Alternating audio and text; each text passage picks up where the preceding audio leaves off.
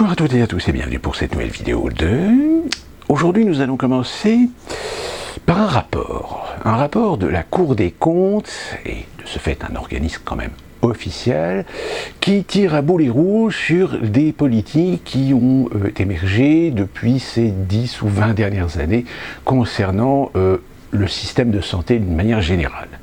Dans ce contexte particulièrement délirant, mettant les Français dans une prison numérique dont on ouvre ou ferme la porte à loisir, il est intéressant de se pencher sur le rapport de la Cour des comptes qui épingle la destruction systématique du système de santé français. Voici donc quelques extraits. En ce qui concerne la prise en charge des soins critiques, c'est-à-dire la réanimation, les soins intensifs et la surveillance continue, le nombre de lits s'est stabilisé en 2013 alors que les besoins n'ont cessé d'augmenter. Pour faire face, la qualité de la réponse médicale a été revue à la baisse. Comme le dit d'ailleurs ce rapport, je cite, « Cependant, le nombre de lits de réanimation s'est globalement stabilisé autour de 5000 lits depuis 2013, alors même que l'activité n'a cessé de progresser. En effet, face au vieillissement de la population et à l'augmentation de la prévalence des maladies chroniques, l'activité des soins critiques a augmenté dans des proportions comparables à l'évolution de la proportion des personnes âgées de plus de 60 ans. En effet, la société vieillit, on est de plus en plus aujourd'hui amené à être confronté à de nouvelles pathologies qu'il faut traiter parfois avec des traitements lourds, donc forcément avec une nécessité d'aller dans un service hospitalier. Ceci n'a rien d'étonnant puisque cette population constitue les 2/3 des patients pris en charge par ces services. Cette dégradation du taux d'équipement au regard de l'évolution démographique s'est faite à bas bruit, avec une diminution marquée de la durée de séjour en réanimation, entraînant mécaniquement une hausse de la durée de séjour dans les principales unités d'aval de la réanimation, les unités de surveillance continue. Ainsi s'est installée une inadéquation progressive de l'offre de soins face à laquelle les professionnels se sont adaptés en agissant sur le taux de recours aux soins critiques et sur la durée moyenne de séjour. Alors, de plus, ce domaine est mal financé et donc peu attractif, ce qui conduit à la déstructuration totale et à son morcellement. Je cite, « Cette inadéquation s'explique par le caractère mal financé de l'activité de soins critiques qui n'incite aucunement les gestionnaires hospitaliers à ouvrir de nouveaux lits alors même qu'il n'existe pas, par essence, pas d'alternative aux soins critiques. » Une démographie médicale défavorable n'a pas été corrigée par une progression du nombre de postes d'internes ouverts aux épreuves nationales classantes, le CN, l'absence de formation spécifique des infirmiers à la réanimation, l'absence aussi de reconnaissance des qualifications paramédicales et les conditions de travail difficiles dans des unités qui voient décéder près d'un patient sur 5 agissent également comme des facteurs expliquant la stagnation des capacités d'accueil en réanimation. De plus, le secteur des soins critiques, marqué par une asymétrie entre les exigences réglementaires fortes pour la réanimation et une quasi-inexistence pour l'USG, s'est peu à peu morcelé. Les USC, isolés de tout secteur de réanimation, sont majoritaires et le secteur privé s'est concentré sur des soins critiques indispensables au développement de l'activité chirurgicale qui sont d'ailleurs les mieux financés. Ce morcellement a conduit à une forme de désorganisation des soins critiques dans le territoire. Là, c'est la Cour des comptes qui le dit. C'est pas un article issu d'un blog complotiste, approximatif de fake news. C'est la Cour des comptes. Donc la Cour des comptes, elle était bien que depuis des années, on a manqué d'investissement, on a manqué d'intelligence, on a manqué d'investissement tant sur le matériel, tant que sur les hommes. Bref, c'est l'hégémonie d'une technocratie. En ce qui concerne la gestion et la prévention des maladies de type grippal, dont le Covid fait partie, jusqu'en 2014, le système en place, comme nous avons pu le voir, fonctionnait plutôt bien et, en tout cas, ne nous a jamais conduit à un système dystopie. À partir de 2014, le schéma a changé. confirmé en 2016, la réaction a été régionalisée et le pouvoir décisionnel transféré aux ARS. La technocratie, la bureaucratie a pris le pouvoir. Je cite. Si, sur le papier, l'ensemble du dispositif est cohérent et présente à la fois des avantages d'une stratégie globale et une déclinaison opérationnelle pour chaque grande catégorie de situations exceptionnelles, et si le dispositif hors 100 prévoit bien l'hypothèse de situation de pandémie, les outils mis à disposition des autorités sanitaires régionales, comme les établissements de santé, sont bien moins spécifiques que le plan pandémie grippale depuis la moitié des années 2000 et préparent moins ces institutions à affronter une crise du type de la pandémie de Covid-19. Là encore, la Cour des comptes établit bien que la politique gestionnaire du système de santé a volontairement négligé, je dirais, l'ensemble des matériaux de prévention, ou tout du moins les stratégies de prévention pour pouvoir affronter des situations exceptionnelles. Et d'ailleurs, le fait est, c'est qu'aujourd'hui, nous savons que suite à la crise H1N1, où en effet, pendant cette crise H1N1, il y a eu des mesures de précaution, il y a eu des protocoles qui se sont mis en place. Le seul problème, c'est qu'évidemment, H1N1 n'a pas été une pandémie telle qu'il l'attendait, ce qui a motivé, ce qui a ambitionné les technocrates à se dire, finalement, à quoi ça sert d'investir ou de développer ou de continuer à financer des outils de prévention, des outils qui auraient pu permettre, le cas échéant, tout simplement d'affronter mieux le Covid-19 lorsqu'il est arrivé. Sauf que malheureusement, tous les moyens qui existaient avant, toutes les structures qui existaient avant, tous les protocoles qui existaient avant, rien n'a fonctionné parce qu'on avait tout simplement coupé les financements, coupé les budgets. Très beau sur le papier, mais moins efficace, c'est le problème fondamental de l'approche managériale. On y vient. Et tous ces mécanismes ont été inefficaces dans la gestion sanitaire de la poussée covidienne, car moins adaptés aux questions de prise en charge des soins que les cahiers antérieurs. Je cite. Certes, des éléments de volet d'Orsan à ma vie 24 et REB ont pu être utiles aux ARS durant la pandémie. Mais le guide d'aide à la préparation et à la gestion des tensions hospitalières et des situations sanitaires exceptionnelles, publié en 2019 par le ministère des Solidarités et de la Santé, s'il se révèle bien adapté pour la gestion de crise se déroulant largement en extra-hospitalier, réduit quasiment l'implication des établissements de santé à la contribution des SAMU et des services d'urgence. Ce document est quasi muet sur une organisation hospitalière mobilisant les soins critiques.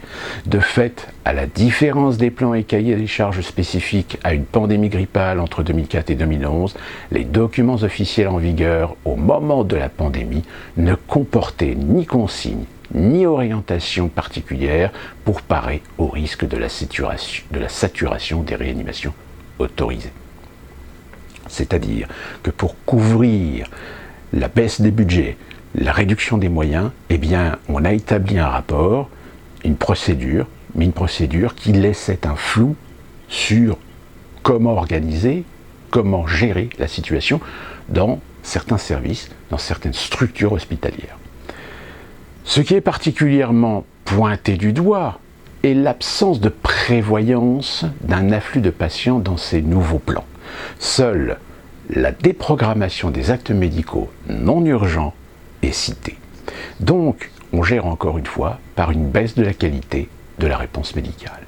Je cite, en une seule phrase, ce guide de 37 pages évoque certes l'éventualité d'une déprogrammation d'activités qui pourrait être un levier pour permettre un redéploiement des capacités hospitalières et du personnel pour prendre en charge des patients Covid-19, notamment en unité de soins intensifs et en réanimation.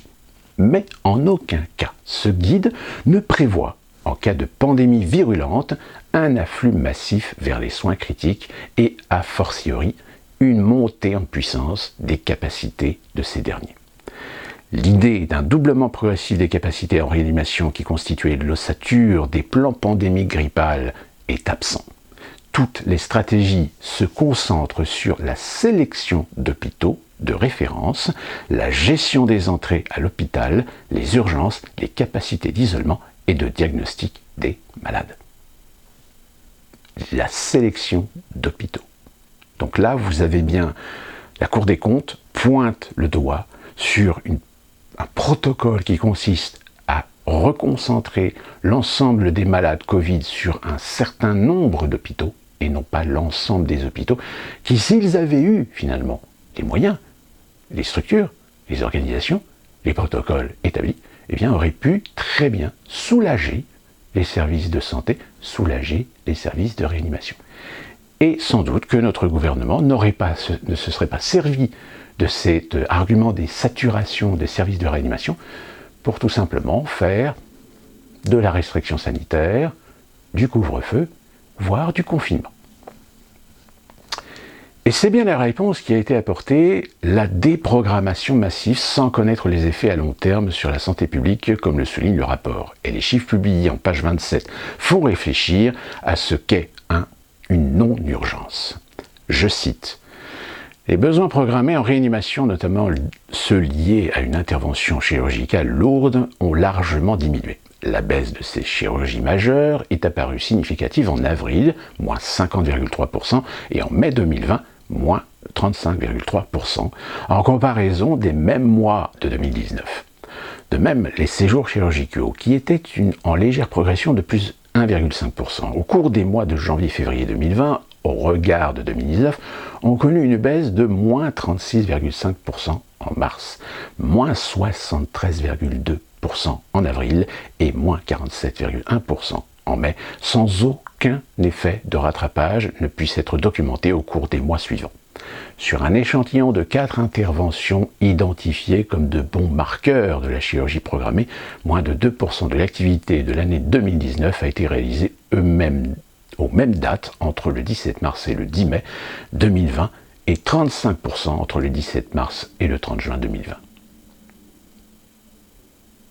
En réalité, la question essentielle que l'on pointe sans le dire, c'est combien sont morts à cause de cette politique d'annulation des interventions ou des procédures de traitement lourd pour des personnes qui avaient des pathologies lourdes et qui malheureusement sont décédées parce qu'elles n'ont pas pu suivre leur traitement. Je cite: « L'impact à long terme de santé publique des déprogrammations intervenues durant la première vague de l'épidémie de Covid-19 reste aujourd'hui inconnu et potentiellement considérable. Son étude est indispensable et devra être engagée.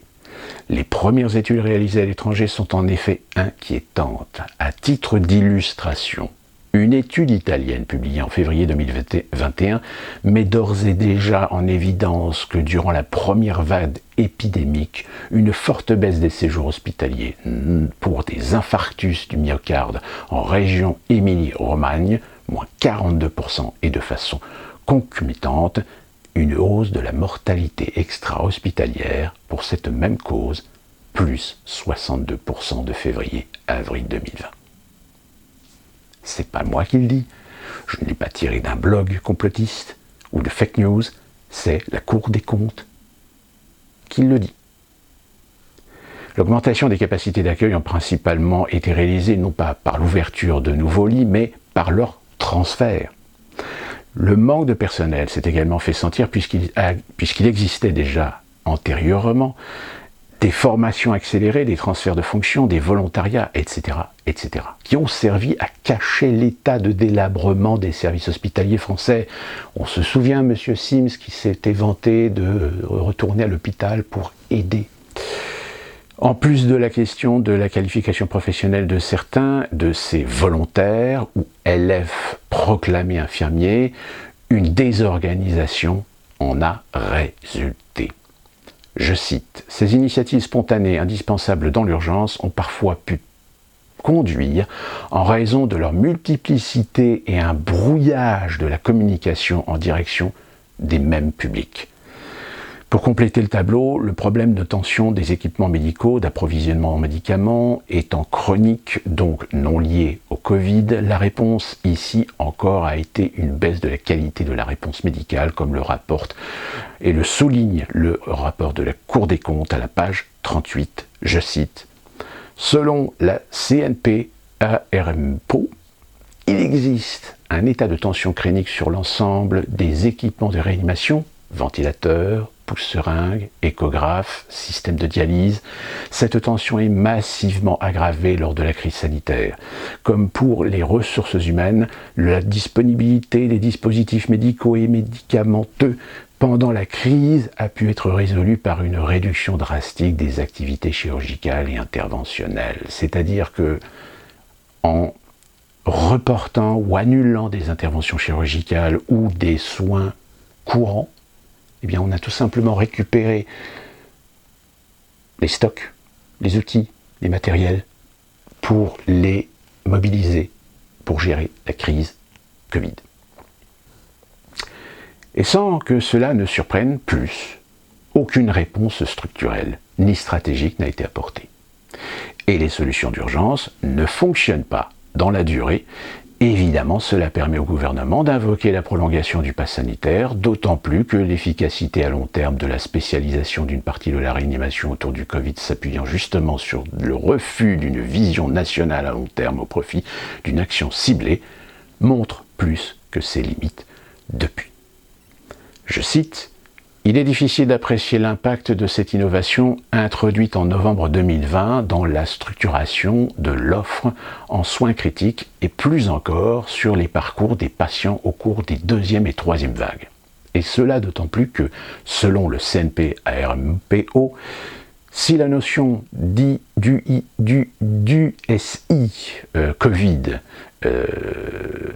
c'est urgence, service, je ne sais plus, a été très utile en deuxième vague pour assurer le séjour du patient dans un secteur de soins adapté au plus près. La sévérité et l'instabilité de l'atteinte respiratoire liée aux variants anglais dominant au cours de la troisième vague de l'épidémie rendent moins évident le recours aux USI Covid, au moins à la phase initiale.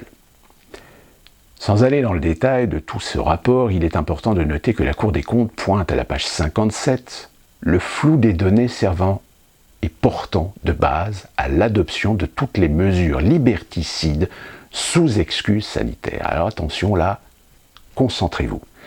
Je cite, « Alors même que les prévisions d'activité des réanimations contribuent à l'évolution des mesures plus ou moins restrictives pour l'activité sociale et économique des Français, il est frappant de constater le faible degré de transparence et en tout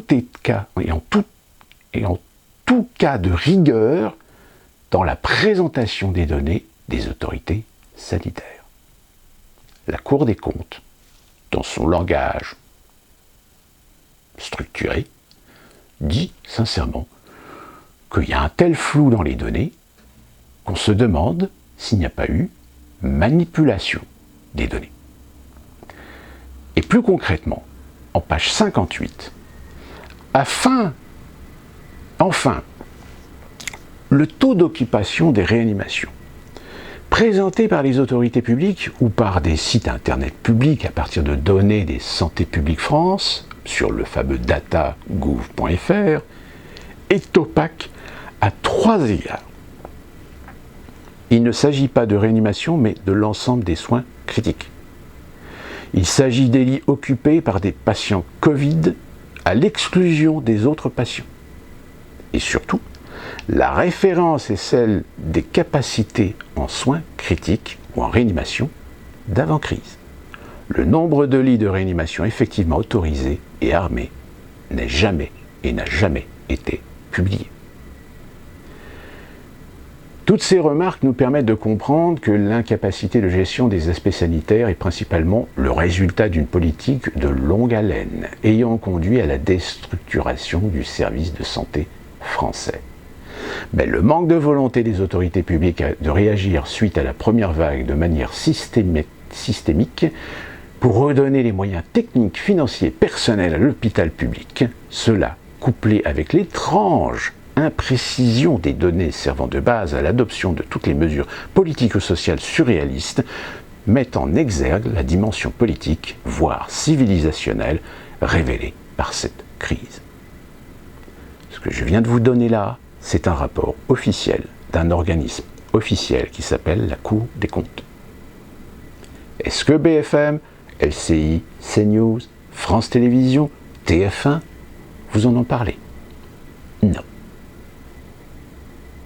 Ce rapport confirme ce que depuis 2 ans, un certain nombre de gens comme moi, comme vous, pensons qu'il y a eu défaillance, irresponsabilité, manipulation de la population française par l'autorité, par le gouvernement, par le président et par ce que je nommerai très sincèrement l'état profond de la République française. Évidemment, ce document-là, je vous mettrai le lien en PDF pour vous prouver qu'il existe et la démonstration que aujourd'hui, s'il y a des gens qui ne veulent pas se faire vacciner, eh bien ils ont raison. Ils ont raison parce qu'ils sont dans le doute, ils sont dans l'incertitude, parce qu'on leur a menti, parce qu'ils ont découvert, parce qu'ils ont compris que tout ça c'était une mascarade. On comprend donc pourquoi, médiatiquement, depuis plusieurs mois, des gens essayent de faire passer ceux qui ne sont pas vaccinés, essayent de faire passer ceux qui sont contre le pass sanitaire, pour des fous, pour des irresponsables, pour des immatures, pour des crétins, pour des cons, pour des terroristes idéologiques. La prochaine fois, dans une conversation, lorsque vous aurez quelqu'un qui vous dit « oui, mais il faut se faire vacciner, blablabla, etc. » Oui, se faire vacciner, c'est bien, c'est un choix personnel. Et ça aurait dû le rester. Sauf qu'aujourd'hui, la politique qui est adoptée en France ne respecte plus ce droit. Parce qu'on se cache derrière la santé publique, parce qu'on se cache derrière la sécurité, parce qu'on manipule avec la peur, avec un virus qui tue 0,05% de la population mondiale en 2 ans. C'est-à-dire que si je fais le calcul comme les fact-checking de BFM qui divisent par 365 le nombre d'agressions, ça fait 0,0235% de la population qui est mort de Covid en 1 an. Et encore, nous sommes tous d'accord sur le fait que nous avons eu également la preuve qu'il y a eu volonté d'expédier les morts Covid sans qu'on puisse faire des autopsies, sans qu'on puisse déterminer si la personne est morte d'une complication d'une pathologie antérieure à la Covid-19, ou est-ce que la Covid-19 a aggravé la pathologie, ou quel est le pourcentage de morts par rapport à leur état de santé, à leur comorbidité. Et franchement, nous n'avons pas beaucoup de chiffres par rapport à ça. La preuve, encore une fois de plus, c'est qu'il y avait aux États-Unis un organisme, qui est le VAERS, qui fournissait des données au CDC, et que le CDC, comme je vous l'avais dit dans une précédente vidéo, il y a de cela peut-être quelques mois, a décidé de ne plus faire d'analyse avec des données dispatchées, avec des données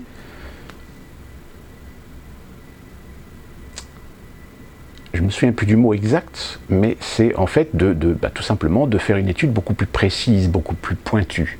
C'est-à-dire qu'ils vont faire de l'étude et de l'analyse beaucoup plus large. Ce qui fait que ça élimine évidemment toutes les possibilités de faire ressortir que peut-être les gens qui ont peut-être une maladie génétique ou un petit problème de santé, etc., mais qui ne concerne qu'une infime, minétismale partie de la population mondiale, et on ne veut pas découvrir que le vaccin peut avoir une conséquence très grave sur ces pathologies. Donc, qu'est-ce qu'on fait? Eh bien, on occulte, tout simplement, ces pathologies. Je rappelle, quand Facebook vous rappelle, ou quand Twitter vous rappelle que les vaccins ont été sujets à des tests, que tout a été fait dans les règles de l'art, etc. Oui, par les labos. par ceux qui sont les concepteurs, par ceux qui en détiennent les brevets. Alors pour essayer de donner le change, on a voulu faire des tests contradictoires avec les fameux Discovery, Recovery, etc. Sauf que ça faisait à peine quelques semaines que le truc était lancé, que déjà il y avait déjà des trucs qui ne fonctionnaient pas. Il y avait des détails qui ne mettaient pas du tout de crédibilité sur ces tests. On a également aujourd'hui des gens qui, il y a encore quelques mois, étaient des pro-vaccins, etc., commencent à retourner leur veste. On a récemment entendu, par exemple, que ceux qui disent que les vaccins sont toujours en phase expérimentale et qu'on disait que non, c'est faux, c'est de la fake news. Ben non, finalement, il y a des gens qui commencent à dire non, les gens ont raison. C'est que les vaccins sont toujours en phase expérimentale. Mais que la pandémie, le danger de la pandémie, le taux de mortalité de la pandémie a justifié à des organismes de santé officiels d'assumer, de mettre en place la vaccination contre le Covid. Qu'aux États-Unis, le Pfizer a réussi à se faire homologuer temporairement, que l'Union européenne, ça les démange de donner une homologation pour permettre peut-être à certains pays comme la France de pouvoir légiférer sur une obligation vaccinale et pouvoir lancer la phase de la 3e dose. Je rappelle pour la petite information, vous savez que Israël était le pays montré du doigt comme étant le pays qui a le plus vacciné. Sauf que la majorité des vaccinés qui se disaient nous ça va, ça ne nous concerne pas, ceux qui ne sont pas vaccinés, blasphème, hérétique. Eh bien, ces 65% de vaccinés vont devenir de nouveau ceux qu'ils estimaient être irresponsables. Puisque maintenant la base c'est 3 doses. Donc si tu as tes 3 doses, tu es un gentil et un bon citoyen.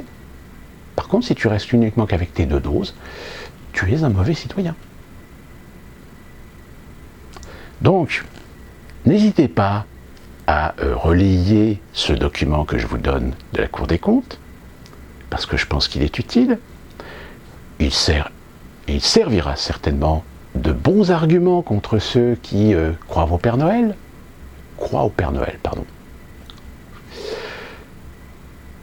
Et évidemment, le problème qui va se poser à l'avenir, c'est vers qui on va devoir se tourner, vers qui on va trouver des responsabilités. Je vous rappelle que l'affaire Buzyn, vous avez vu, elle a disparu de l'actualité. C'est pareil, le fait que le Delta commence un petit peu à s'essouffler et que finalement l'idée de la 4e vague va pas tenir.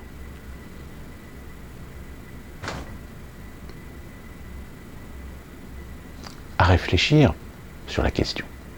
Autre sujet, et non des moindres, puisque on est également dans ce domaine de ce que parfois certaines personnes avaient pu essayer de nous apporter un concept, une idée, une lumière. La France Orange Mécanique. Vous connaissez peut-être certainement ce livre de Laurent Berton. Alors quand le livre est sorti, ça avait fait un petit peu scandale, parce qu'évidemment les milieux gauchistes, les milieux bien pensants, avaient tout de suite catalogué Oberton comme étant un petit soldat d'extrême droite, qui vendait la peur, qui vendait la haine, et tout le tralala. Sauf que, force est de constater, vous avez entendu que Éric Zemmour s'était fait agresser verbalement, on précise bien, verbalement, heureusement parce qu'il avait quand même son garde du corps, et d'ailleurs c'est marrant parce qu'on ne dit pas garde du corps, on dit un policier affecté à sa sécurité. Encore une fois, on est dans le novlangue. Il n'empêche que si Zemmour n'avait pas été protégé par ce monsieur, peut-être que Zemmour aujourd'hui serait à l'hôpital. Et évidemment, ça dérange tout le monde. Ça dérange même les médias bien pensants. Parce qu'ils disent, oh, encore une agression, oh, merde, putain, sur Zemmour, c'est chiant, etc. Il n'y en a pas un qui peut éventuellement nous faire une petite enquête pour savoir si c'était pas un coup monté, un false flag, histoire de se faire, de trouver de l'argumentaire, etc. Sauf que Zemmour est intervenu sur CNews en disant, bah oui, mais vous savez, il y a encore un an, je pouvais prendre le métro, maintenant je ne peux plus le prendre, le métro. Pourquoi? Parce que y a des gens qui veulent ma mort pour mes idées. Et là, tout d'un coup, eh bien, qu'est-ce qu'on entend? On entend la France orange mécanique. Le titre du livre de Oberton est en train de revenir dans le langage médiatique. Et force est de constater que malheureusement, même si on n'est pas encore au niveau de la fiction qu'Oberton avait établie dans son livre, force est de constater qu'on en prend quand même le chemin. Je rappelle le problème des fumeurs de crack à Paris, où on déplace le problème, qu'on a été même jusqu'à murer un passage pour aller d'un secteur à un autre. C'est la preuve de l'émasculation de l'autorité. C'est-à-dire, au lieu d'arrêter, excusez-moi, je vais utiliser un terme très très vilain, déporter, ben non, qu'est-ce qu'on fait? On construit un mur. Norman, 20 ans, jeune Français, agressé gratuitement à coups de bouteille devant la boîte de nuit, ça ne s'appelle pas, à Dijon, le 11 septembre. Par une bande, 2 autres agressions du même type signalées dans le quartier en une semaine. Dijon. Dijon n'a jamais été une ville véritablement réputée pour être... Nantes. La belle ville de Nantes, aujourd'hui est considérée comme étant la ville la plus dangereuse dans son centre-ville. Une violente rixe s'est produite vers 18h15 ce dimanche à l'angle de la place de la Comédie et de la rue de Verdun, à Montpellier. 3 piétons ont été poignardés. Un homme de 30 ans a été blessé au visage avec un tesson de bouteille par des hommes qui tentaient de lui arracher son collier, dimanche 26 septembre, à Nantes. Les agresseurs n'ont pas pu être identifiés. Après l'arrestation de l'un des leurs, les dealers du quartier Trébon, à Arles, dans les Bouches-du-Rhône, ont frappé fort. La soirée du samedi 25 septembre a été le théâtre d'une flambée de violence. 24 véhicules ont été détruits ou endommagés par des incendies criminels. Des gendarmes intervenus pour un cortège de mariage qui bloquait la circulation ont été agressés et visés par des projectiles à Méry-sur-Oise, dans le Val d'Oise. 3 véhicules de gendarmerie ont été dégradés et 4 gendarmes blessés. Des policiers ont été la cible de nombreux tirs de mortier dans plusieurs quartiers d'Amiens. Dans la Somme, cette nuit, un individu a été interpellé. Un homme de 53 ans a été jugé jeudi pour le viol de 3 manteaux, pour le vol, pardon, pas le viol, le vol de 3 manteaux dans une boutique rue Grande Chaussée. Pour échapper à son arrestation, il a sorti un couteau, mais surtout, il avait déjà été condamné pour 55 autres faits.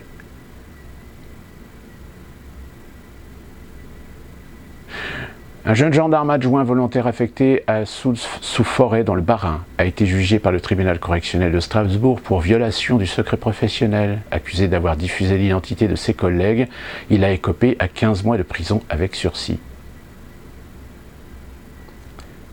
Cette information, elle rejoint l'information des recrutements dans la police et la gendarmerie. C'est-à-dire qu'on pousse à la diversité, sauf que le problème, en poussant à la diversité, on nuit à la capacité à un moment donné de jauger, de juger des personnes pour être aptes psychologiquement, mentalement et physiquement à servir la République, pour en fait intégrer des individus qui en réalité ne devraient jamais avoir un uniforme, une autorité ou même une arme. Mais, voilà, la diversité. Attention, quand je dis la diversité, je ne dis pas qu'il ne faut pas de diversité. Je dis simplement c'est que faut faire la part des choses entre faire un recrutement sérieux, avec de la diversité, ou faire des recrutements pour la diversité. Vous voyez la nuance? Les sapeurs-pompiers sont intervenus à la hauteur de 4 places de la gare, à la hauteur du 4 places de la gare à Grenoble, vers 4h30 du matin, dans la nuit de samedi 25 et du dimanche 26 septembre, pour porter secours à un jeune homme de 20 ans blessé par balle au niveau du flanc droit. Scène de chaos hier à Rieux-la-Pape, en banlieue de Lyon. Des dizaines d'individus ont saccagé la MJC au Totem pour empêcher la venue d'un rappeur, le rappeur Sasso. Plusieurs véhicules ont été incendiés.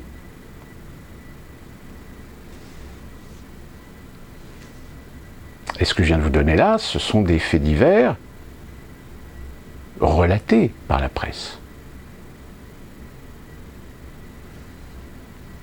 Donc quand vous avez Éric Zemmour qui, dans un débat, dit qu'il y a en moyenne 1000 agressions recensées par jour, qu'après il y a le fact-checker qui vous dit oui, non, il y a 260 000 en 2020 ou 2019, je ne sais plus.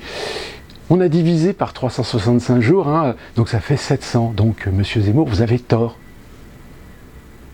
Oui, sauf que qu'il y en ait 1000 ou 700, ça ne retire pas le fait qu'il y en a 700. Sauf que malheureusement, force est de constater que le Figaro, lui, a relaté pour 2020 une augmentation des agressions qui, en moyenne, atteignent les 2000 agressions par jour. Alors, quand on dit agression, c'est tout type. Hein.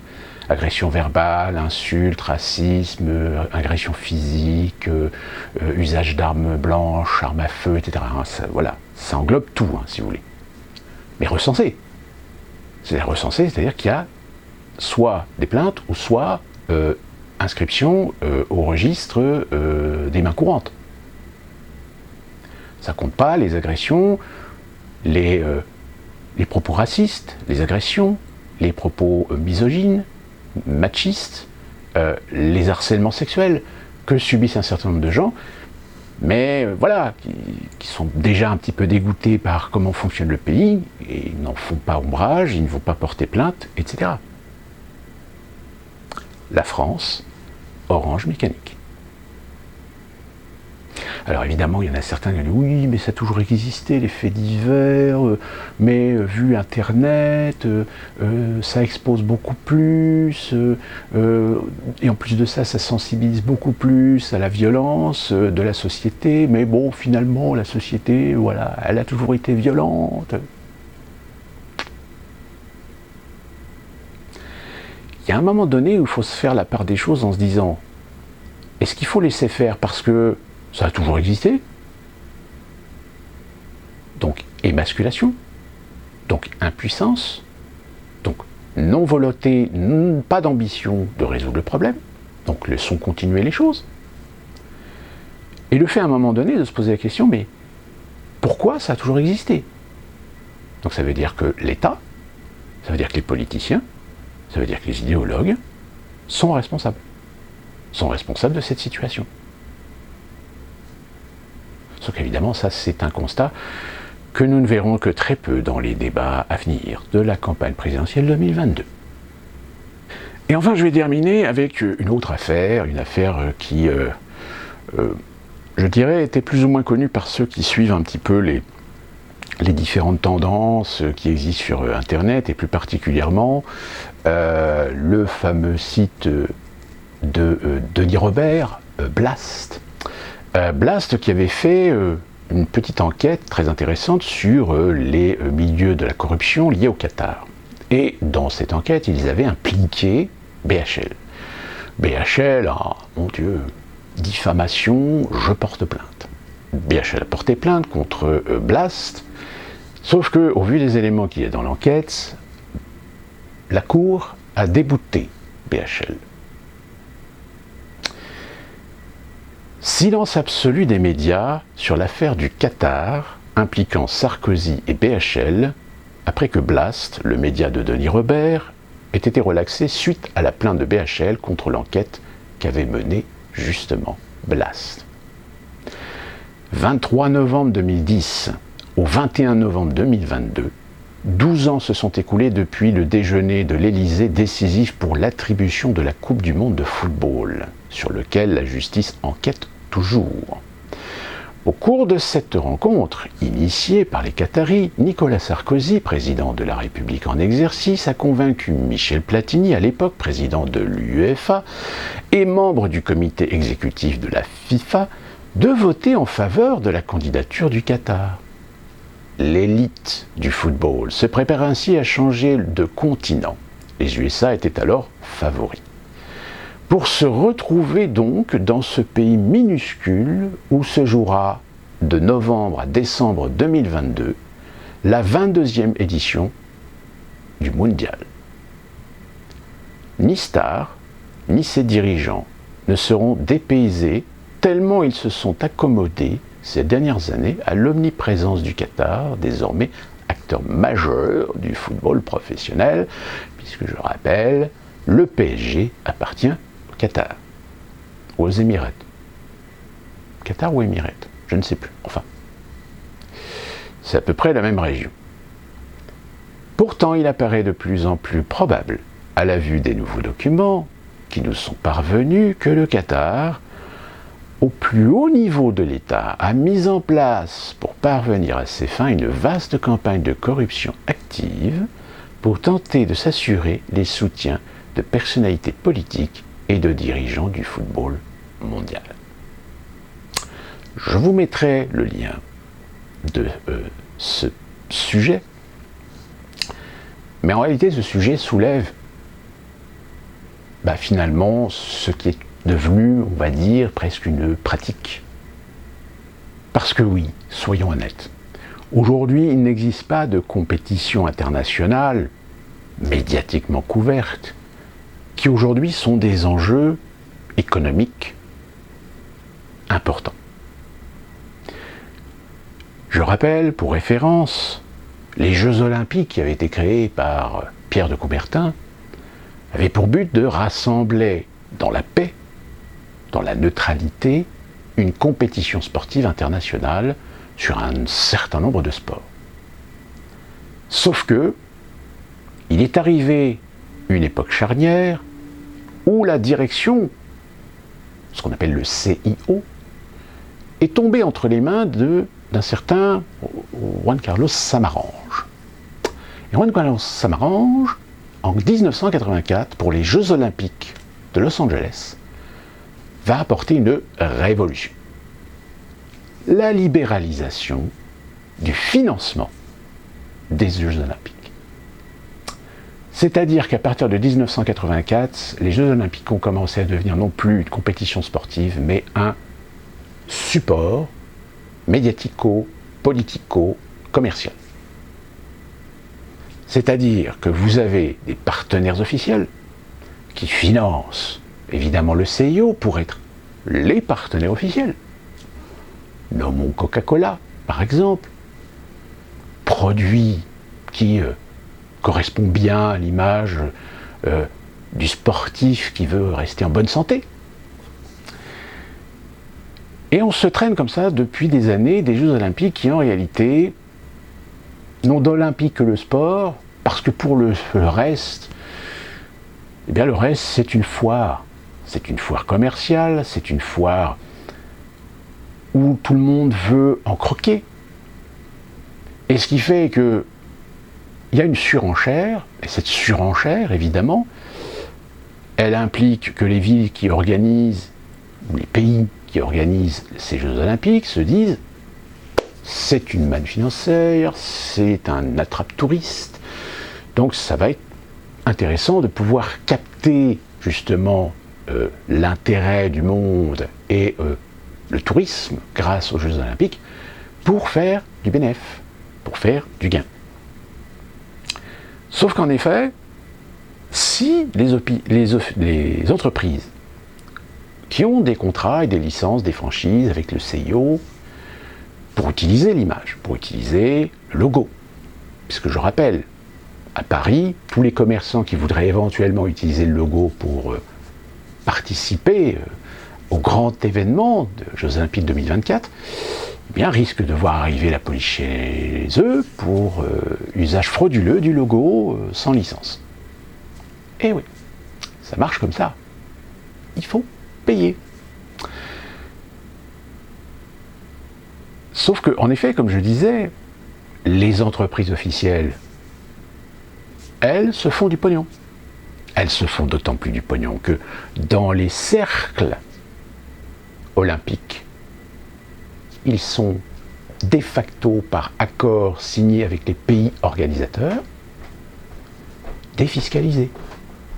Car oui, il faut le rappeler quand même que la plupart des partenaires officiels des Jeux Olympiques, dans le cercle, dans la zone où ont lieu les Jeux Olympiques, eh bien tout ce qu'ils vendent n'est pas soumis à la taxe. C'est-à-dire que lorsque vous irez aux Jeux Olympiques de Paris en 2024 et que vous achèterez un Coca-Cola, que vous achèterez un iPad, que vous achèterez tous les objets qui auront le droit d'être vendus ou produits de consommation vendus dans l'espace des Jeux Olympiques seront défiscalisés. C'est-à-dire que les entreprises ne paieront pas d'impôts sur ce qu'ils gagneront pendant les Jeux Olympiques.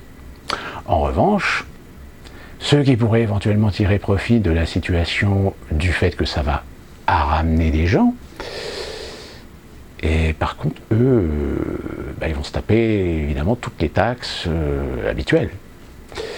Donc tout ça pour vous dire, sur cet exemple des Jeux Olympiques, qu'en règle générale aujourd'hui, toutes les grandes compétitions sont devenues plutôt des outils attractifs, des événementiels sur lesquels évidemment on compte énormément pour faire du business, pour faire du profit, voire pour les localités d'engendrer des bénéfices, d'engendrer de la fiscalité, évidemment en utilisant la fiscalité sur ceux qui ne sont pas adoubés par le système ou par la franchise ou par le principe du brevet.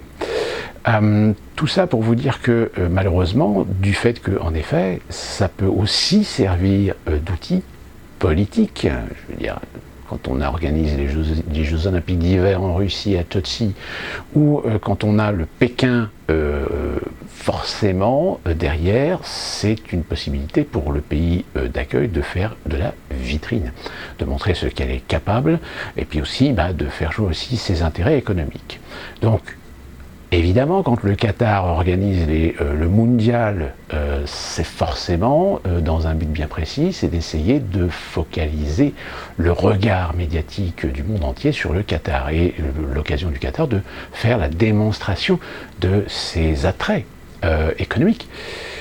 Sauf évidemment, nous n'oublions pas que les infrastructures qui ont été construites pour ce mondial l'ont été dans des conditions qui ne correspondent pas du tout à ce que nous entendons sur le respect des réglementations, sur le respect même des droits de l'homme.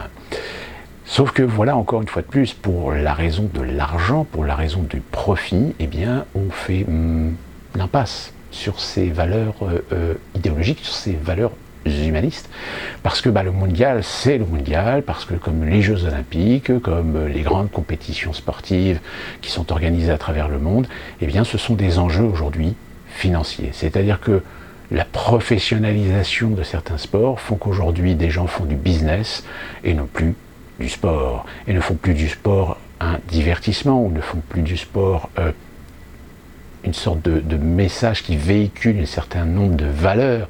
Eh bien non, ces valeurs aujourd'hui, elles sont intrinsèques à ce fameux business, et qui fait que d'ailleurs, on a bien vu que la pandémie a énormément entamé tout le business qui tourne autour de ces jeux, surtout aux États-Unis par exemple. Je rappelle toutes les chaînes de télévision qui ont l'exclusivité de la retransmission des matchs de football, aussi bien de la NFL que de la Ligue des collèges, ont été obligés à un moment donné d'aller chercher des financements ailleurs pour pouvoir compenser leurs pertes, puisque les matchs étaient souvent annulés ou n'étaient sans public.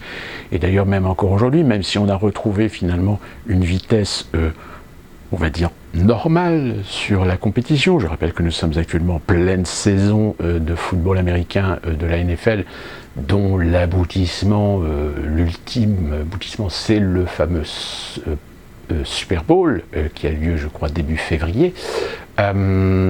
Donc forcément, tout ça, ça génère énormément de marché, ça génère énormément d'argent. Et c'est pareil pour le football en France.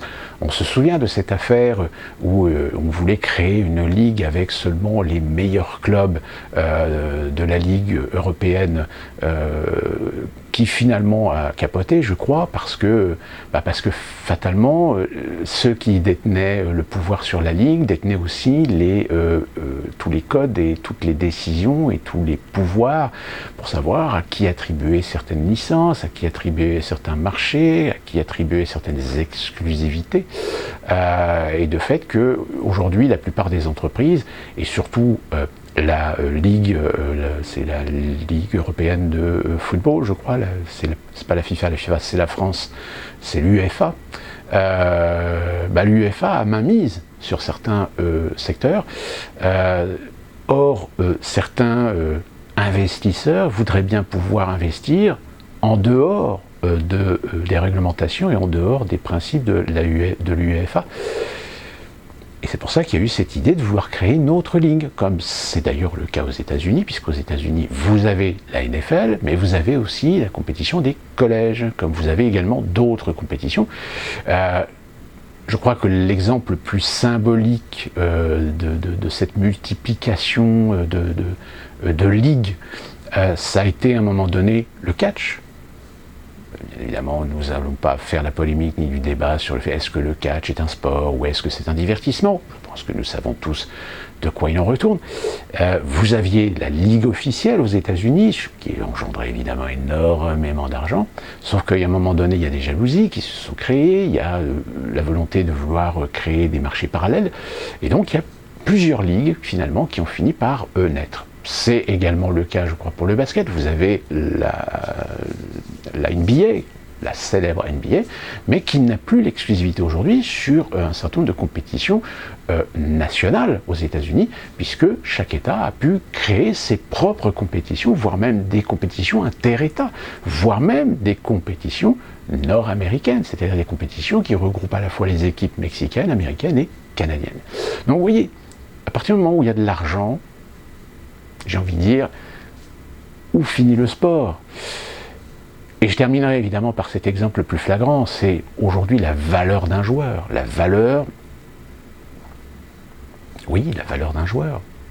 Est-ce que les millions d'euros que l'on attribue à un joueur, est-ce que c'est pour son talent?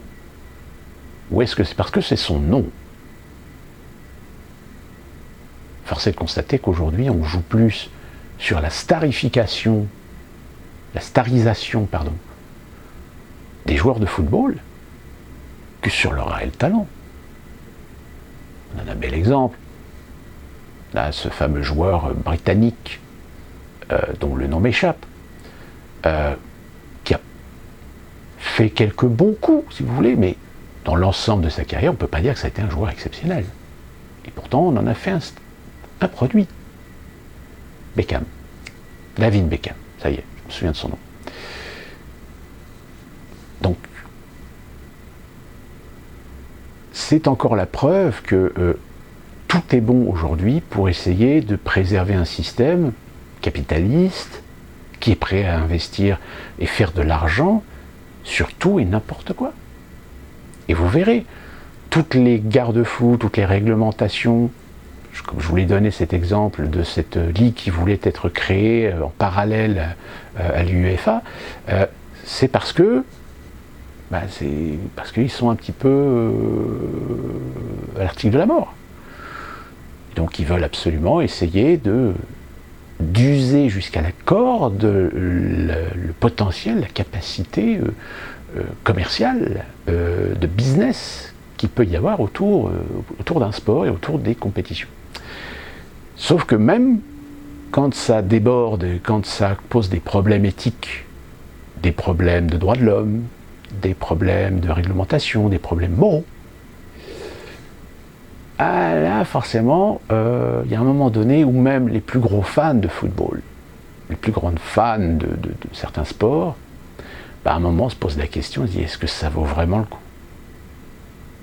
Est-ce que notre passion nous oblige? Est-ce que notre passion peut être légitime pour fermer les yeux sur cette foire, sur ces problèmes? Ça, c'est une question qui me semble fondamentale. Sur ce, terminons cette vidéo et d'ici la prochaine, que puis-je vous souhaiter de plus, si ce n'est de bien vous porter et surtout, soyez très attentifs, ne tombez pas dans les pièges, chaque détail compte et en cela, amenez la lumière dans notre intellect et nos questionnements.